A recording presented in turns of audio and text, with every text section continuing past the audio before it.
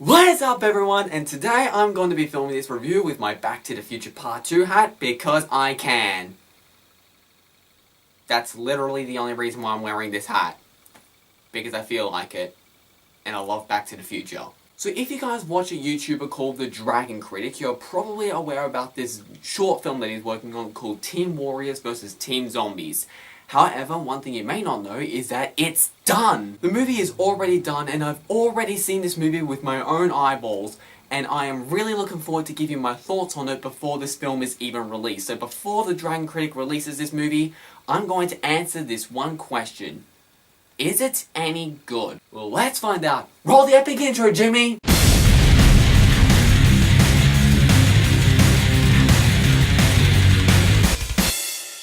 Team Warriors vs Team Zombies is a short film directed by the Dragon Critic, and it stars a ton of YouTubers. The film follows the Dragon Critic as he has this friendship with another YouTube critic known as the amazing Mr. Hollywood. And while they seem to be great friends, however, all that goes downhill after some unexpected complications, which I will not spoil for you. The amazing Mr. Hollywood ends up turning evil and he starts capturing a bunch of the Dragon Critic's friends and turns them into his own personal henchmen, zombie-like creatures, basically. And so it's up for the Dragon Critic to gather the rest of his remaining friends and rise up against Mr. Hollywood to stop him. I was intrigued to see this movie mainly because it's directed by a YouTube named Dragon Critic, and he's a friend of mine. He's a great channel, I highly recommend him. But as he was releasing certain snippets and sneak peeks and clips of the film, I was getting a little bit skeptical. Like, I wasn't too sure, there were some aspects of the film that I thought was a bit worrying. But I have now officially seen the film myself, so like I asked, is it good? I'm relieved to say that fortunately this movie did not disappoint me. I honestly think that for the Dragon Critic standards, I honestly think that this is a really solid short film. Now, since this film hasn't officially been released quite yet, I honestly do want to quickly let you guys know that I do want to keep this review rather vague, just simply because I want to avoid spoilers and the fact that this movie is really only 15 minutes long. So since it's not out, don't worry. It's okay. No spoilers. I do have to say that I do think that it's an interesting idea for having a story, even though it has been done before. In fact, it's done around 3 times this year. In fact, we've got Batman v Superman, which I'm working on a review for right now. We've got Captain America Civil War, which I have not seen, but I really want to. And we even have a similar subplot going on with Kung Fu Panda 3. But it's kind of excusable considering Kung Fu Panda 3 is the Dragon Critic's favourite movie of all time. Like, the whole idea about heroes and villains, like the friends, like this whole rising up against each other in a big confrontation, it's been done before, but the way it's handled, it's very unique. I especially love the collaboration aspect of this. Like I said, tons of YouTubers are in this movie, and I mean a lot of them. Like, there's like 10 to 15 or something, there's a lot of them. This is something I find kind of unique, and I think it's pretty creative. I really like the direction that the Dragon Critic took this movie. I also like the structure of the story. Now, this is something I haven't really been talking about much on my channel lately. However, lately I've been doing some serious studying about story structure for both feature-length films and short films. And from the research I've been doing, this movie follows the rules pretty well, actually. It's got the inciting incident, it's got the rising action, it's got the climax, it's got the setup, it's got all of this stuff. And if you think I'm speaking gibberish, there's a great video by a YouTuber called Darius that goes a bit more in depth, and if I remember, I'll put a link in the description below so you can make more sense of the story structure. But I am happy to see that this movie does actually follow the story structure pretty well, I might add.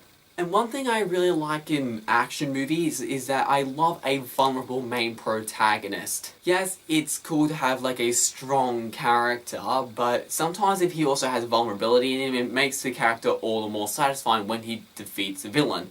One of my favourite action movie characters of all time is John McClane from the Die Hard movies. Mainly because in the first few movies, he is extremely vulnerable. These villains want to do something really bad, and he wants to stop him, but he goes through hell as he tries to do it. This makes him a more engaging character, and so we want to root for him, because we want to see him accomplish, but it's just not happening. And I like how the Dragon Critic did his best to try and bring in somewhat vulnerability in the Dragon Critic's character in this movie. He's getting punched and he's crawling on the floor. He does have a sense of vulnerability, and so you do get the idea that this Mr. Hollywood antagonist is truly difficult to defeat. And photography-wise, I think the film looks great. Now, I could be tooting my own horn here considering I did edit this and I did a lot in post-production. However, I'm really proud of what I did with it. For starters, I made sure to give it these special black bars, and I brightened up the bright bits and I darkened the dark bits, and I did everything I could to give it a more cinematic look, and I think I did a really good job of it.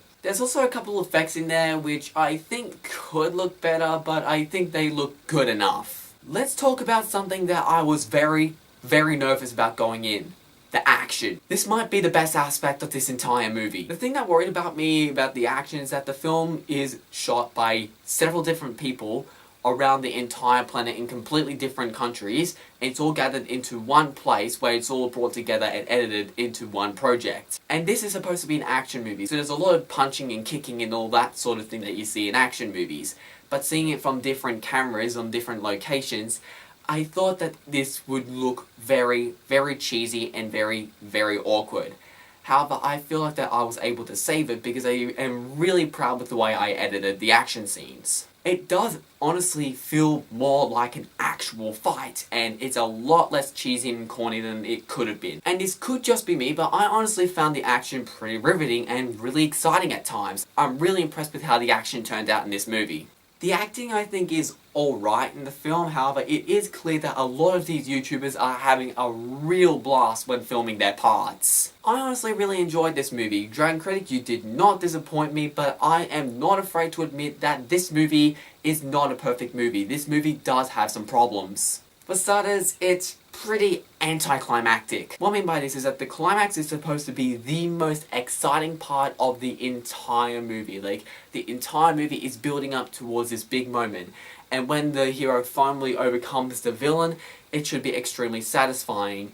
And unfortunately, my least favorite scene in the movie is honestly the climax. My main issue with it is that it's pretty hard to exactly understand what's happening to our main protagonist and what's going on.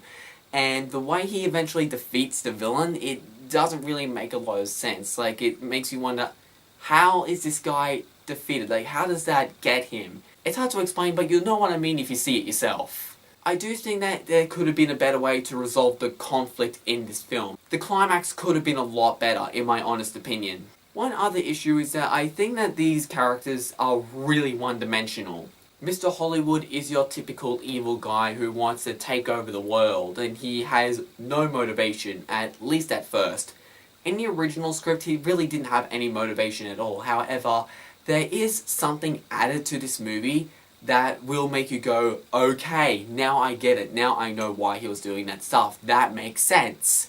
However, it is something that was shoehorned into the last minute, and it wasn't in the original cut of the script. It was thrown in the last minute, and it kind of just saved him from being a one-dimensional villain. The Dragon Critic also has a similar problem. While it's great to have a good main protagonist and it's great to have him likable, it's also good to have a character of flaw, something to overcome during the journey of the movie. So not only is he physically trying to gain something, not only do they physically have a goal, but they also mentally have to figure out something inside of them. They usually need to psychologically deal with this flaw that they may have. It's interesting to see a character go through a special change and learn a lesson, and they become a better person at the end out of it, and he really doesn't have anything to overcome. The Dragon Critic is a good person at the beginning of the story, and he is the exact same person at the end of the story. I honestly do think that giving the Dragon Critic a character arc would have made him a more interesting and compelling protagonist. And it's gotten to my biggest issue of the movie. The script. The script needs a lot of work. Now, one thing I do understand is really hard to do in, well, anything really, is dialogue. Good dialogue is really hard. Take it from me, I'm currently writing a script for my own short film at the moment, and for a while I've been having a lot of trouble trying to wonder, how do I make the dialogue compelling and not cheesy? People are saying things in ways they wouldn't really speak in real life. Like, there are some lines that are given and you go, yeah, no one talks like that. Some of the dialogue is pretty cheesy and corny. However, that is something I am not too surprised to see, and that's mainly because dialogue is really hard. But there are some ways how you can help the dialogue.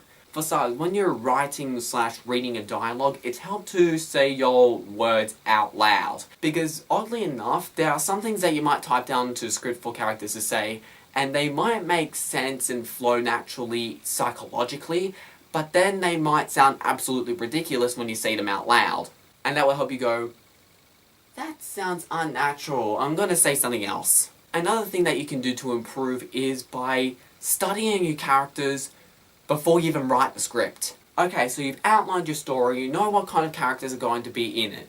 Okay, take those characters and do individual study characters. It helps if you take these characters and you get to know each of your individual characters as if they're real people. What are their personalities? What are their flaws? What are their relationships like? And what are all these other issues they have? Things that you'd like to try and look at is the main character's name, their personalities, their goals, their motivations, their past. What does the character want, need, their flaws, and their relationships. Those are the kind of things you want to keep in mind when you want to help flesh out a character and try and make them more three-dimensional. So when you're writing the dialogue, you're able to look back at that analysis and think, is this something that that character would say? And if it sounds like something he would say, then keep it in the script. But if it sounds like it's out of character, then change it to something else. Those are little tidbits that you can use to help improve the dialogue, because I honestly think the dialogue needs a lot of work. Overall, yes, this short film definitely does have some problems and there's a lot of rooms for improvement. However, I still really enjoyed this movie. This is a lot of fun to watch and it is a must watch if you're a fan of the Dragon Critic. I'm going to give Team Warriors vs Team Zombies a B.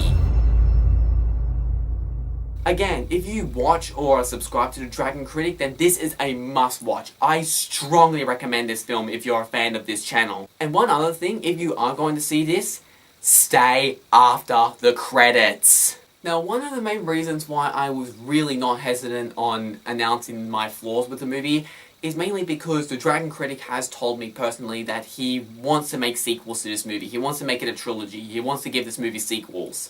And so what I wanted to do is really give my issues with the movie so he can take what I have said and help improve upon them and make the sequel better. So the point of my criticism is not necessarily to criticize the movie, but more to give you a guideline of what I would like to see improved upon in the second one. So for a recap, how can the Dragon Critic improve for the next one? Well, he could make the characters a bit more fleshed out, give them more dimensions, give them more personality, give them more of a goal, and give them more of a motivation, and really expand on their relationships and personalities. Give the Dragon Critic a character arc. Give him some sort of flaw that he needs to overcome during the movie. Be a bit more careful with the dialogue, because trust me, dialogue is very important in films. It can either make or break your film. It's also important to keep the whole show don't tell thing in your head, because sometimes visual telling is a really great way of establishing a point that you're trying to say. Sometimes it is easier just to flat out say something, but also it's a lot more impactful if you try the whole show don't tell thing. And when you're having your characters talk to each other, try and make sure that the dialogue flows more naturally and it sounds more like what actual people would say. And last but not least, give the main villain a clear motivation.